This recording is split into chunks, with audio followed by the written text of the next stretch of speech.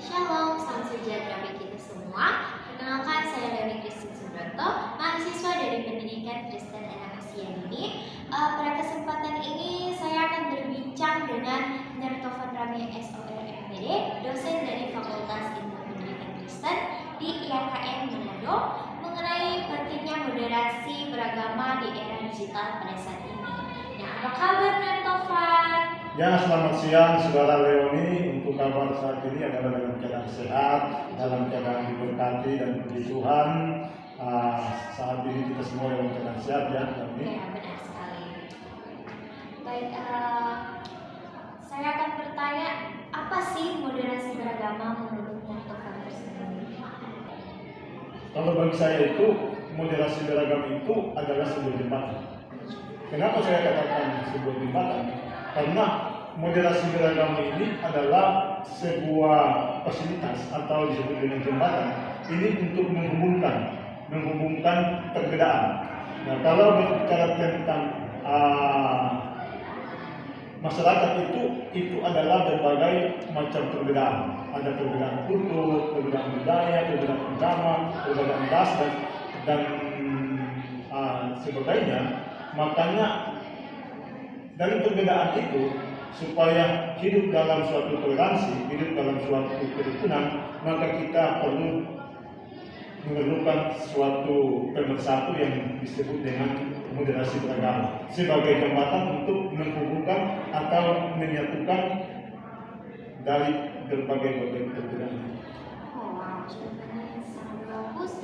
Nah, kalau begitu tujuan dari moderasi beragama itu apa?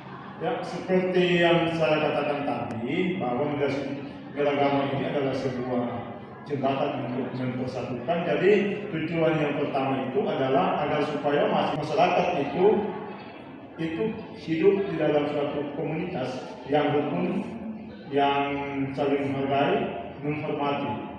Itu kalau di dalam masyarakat luas. Nah, sekarang hubungannya dengan kehidupan kita di kampus.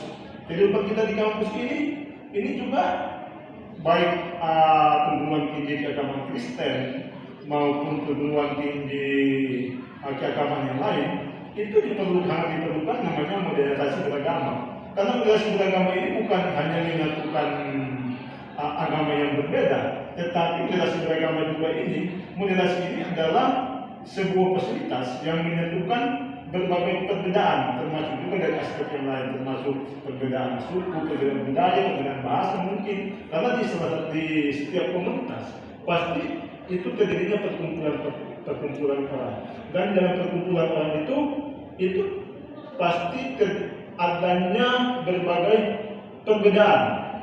Ya, dengan adanya perbedaan itu kita perlu ada moderasi beragama itu untuk disatukan.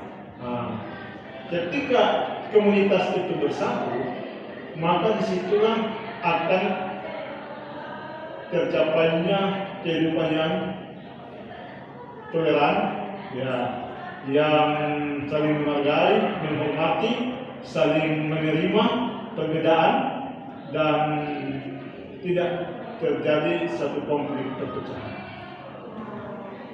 Jadi moderasi beragama itu bisa jadi sebagai senjata untuk kita menyatukan perbedaan juga, saling mengerti begitu. Iya, tanpa ada moderasi beragama, kita Indonesia ini berbagai macam perbedaan yang sulit kita untuk bersatu. Ya, meskipun seharusnya sudah dibahas di dalam Pancasila ya, sila ketiga yaitu persatuan Indonesia. Ya, tapi bagaimana Indonesia ini bisa bersatu? Kalau Indonesia ini tersendiri, kita tidak memiliki paham moderat. Makanya untuk kita bersatu agar tercapainya sila ketiga persatuan Indonesia, setiap masyarakat itu harus wajib hidup moderat. Sehingga perlunya moderasi beragama. Nah, hal ini benar juga Nertovan mengejar mata kuliah literasi digital pada anak. Ya benar loh, untuk literasi digital pada anak itu adalah salah satu mata kuliah yang ada pada program studi pendidikan Kristen anak usia dini dan anak. Nah, terkait hal itu, menurut Ner, literasi digital ini adalah suatu kemampuan yang diharapkan bagi seseorang untuk dapat melakukan aktivitas ini secara efisien atau secara efektif. Pada era saat ini, literasi digital itu sangat digunakan, terutama pada kaum muda-mudi ya, apalagi dalam anak-anak bersosial media. Dan tanggapan Ner terkait pergaulan anak-anak sekarang apalagi di media sosial itu seperti bagaimana? Memang untuk anak sekarang, apalagi hidup di era modern sekarang, memang tidak bisa dihindari dari pengaruh ataupun efek daripada ya sosial media, teknologi, apalagi yang lebih modern sekarang. Kita di tinggi itu pengaruh AI mungkin ya itu memang kita tidak bisa lepas ataupun kita tidak pungkiri kita sudah terpengaruh dengan hal itu. Ya, jadi kita perlu ketahui dalam teori perlu ketahui dan juga masyarakat umum perlu ketahui memang kehidupan kita di zaman sekarang, apalagi kehidupan anak Kristen di zaman sekarang, anak-anak generasi Kristen ataupun anak-anak kita yang anak bangsa di zaman sekarang itu memang susah hidup tanpa ada teknologi. Ya, teknologi ini seperti ibaratkan jiwa yang kedua bagi mereka. Ya, jadi seperti pasangan hidup mungkin bagi yang sudah orang tua, mungkin kehidupan masyarakat sekarang bagi yang sudah orang tua sudah menikah, ini teknologi seperti pasangan bagi mereka. Kenapa saya katakan seperti pasangan? Karena dimanapun mereka berada, pasti mereka melakukan permainan teknologi ini, ataupun dimanapun mereka berada, aktivitas mereka itu selalu dengan adanya teknologi. Misalnya tentang gadget, misalnya tentang handphone. Ya, jadi ada yang orang-orang tertentu ataupun masyarakat tertentu dan kebanyakan sekarang kalau tidak lihat handphone selama 1 jam saja, jangan satu hari, 1 jam saja mereka itu kayak stres, kayak frustrasi begitu. Ini menandakan bahwa memang kehidupan kita di zaman sekarang, di zaman modern sekarang, ya sudah tergantung pada teknologi itu. Ya termasuk juga anak-anak Kristen sekarang.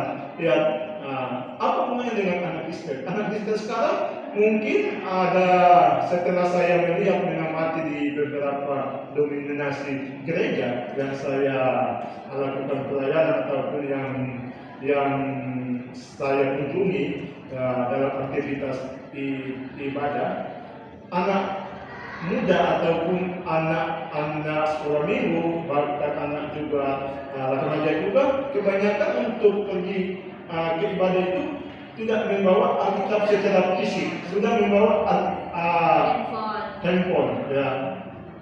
Karena mereka katakan bahwa handphone itu sudah bisa mencakup semuanya, sudah ada semuanya termasuk juga Alkitab secara elektronik. Jadi memang dalam pelayanan juga sekarang sudah dipengaruhi atau sudah terpapar juga oleh teknologi. Tidak bisa dipisahkan lagi atau dipungkiri lagi bahwa pengaruh teknologi ini tidak hanya hadir pada masyarakat sekuler, tetapi juga sudah hadir dalam kehidupan kekristenan, termasuk juga anak-anak Kristen yang hidup di dalam dunia modern sekarang. Ya, seperti itu, saudara Rauni. Nah, kan terkait dengan sosial media ada dampak negatif dan tentu positifnya. Nah, menurutnya bagaimana agar anak-anak muda, anak-anak Kristen bisa bijak dalam menggunakan sosial media dan teknologi saat ini? Ya, pertama mungkin benar ya, ini ada dampak positif dan dampak negatif. Ya, segala sesuatu itu pasti apapun yang dilakukan pasti ada konsekuensi, dampak. Dan termasuk juga penggunaan teknologi atau gadget ini. Ya, ada dampak positif dan dampak negatif. Nah, yang menjadi persoalan bagi kita sekarang bahwa bagaimana caranya atau strateginya agar kita sebagai anak Kristen ataupun sebagai orang Kristen itu kita tidak terpapar dengan dampak-dampak yang negatif tadi. Ya, ini perlu diketahui bahwa pertama sebagai orang Kristen, apalagi orang yang memiliki akhlak dan karakter yang baik, kita harus bijak dalam media sosial. Ya, jadi kita menggunakan dalam artian kita bijak dan dalam menggunakan media sosial ini dalam artian bahwa pertama kita harus menggunakan media sosial ini pada fungsinya atau pada manfaatnya, ya, yang benar. Nah, artinya bahwa teknologi ini kalau untuk mempermudah pekerjaannya kita harus gunakan sesuai dengan fungsinya. Misalnya untuk alat komunikasi, ya kita cukup saja pakai teknologi ini sebagai alat komunikasi. Misalnya sebagai alat referensi untuk mencari sumber ataupun literatur, ya kita hanya pakai seperti fungsinya itu. Dan juga misalnya seperti alat membangun jaringan, membangun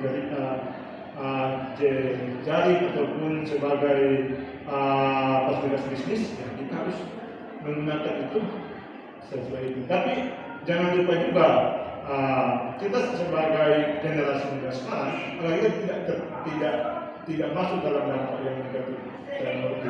Kita harus punya identitas. Nah, apa yang menjadi identitas kita?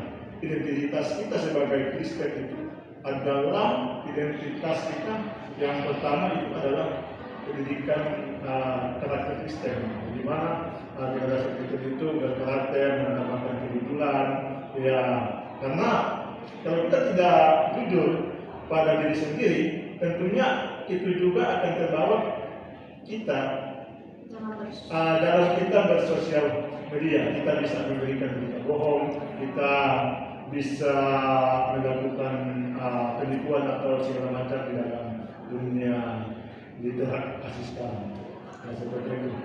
Ya, dan juga kalau kita tidak bijak juga dalam media sosial, bisa saja ada hal-hal yang negatif yang masuk, kita tidak bisa membedakan ini adalah hal yang positif dan dampak untuk masa depan yang baik, dan juga dampak yang negatif yang dapat menghancurkan kehidupan anak Kristen. Jadi teknologi ini dalam kehidupan anak Kristen yang zaman sekarang itu baik, tetapi baik ini dalam tanda kutip. Artinya bahwa baik ini kalau kita tidak gunakan secara bijak, ini akan menjadi hal yang sangat membahayakan. Jadi sebagai generasi Kristen saat ini, saya mengingatkan kepada kita dalam media sosial, dalam menggunakan gadget, mari kita pakai gadget ini sesuai dengan fungsinya, sesuai dengan manfaatnya, dan apa yang di luar dari ajaran Kristen, ya kita tidak boleh lakukan. Seperti itu lawannya. Baik, terima kasih. Dan baik, sekian perbincangan pada siang hari ini. Semoga apa yang dipaparkan oleh Nurtovan dapat berguna untuk para pendengar. Baik, saya Leonie Christine Sudroto, mahasiswa Pendidikan Kristen Anak Usia Dini, bersama Dan saya Tol Pertama, dosen Fakultas Ilmu Pendidikan Kristen IAKN Manado. kami izin pamit undur diri. Mohon undur diri. Shalom.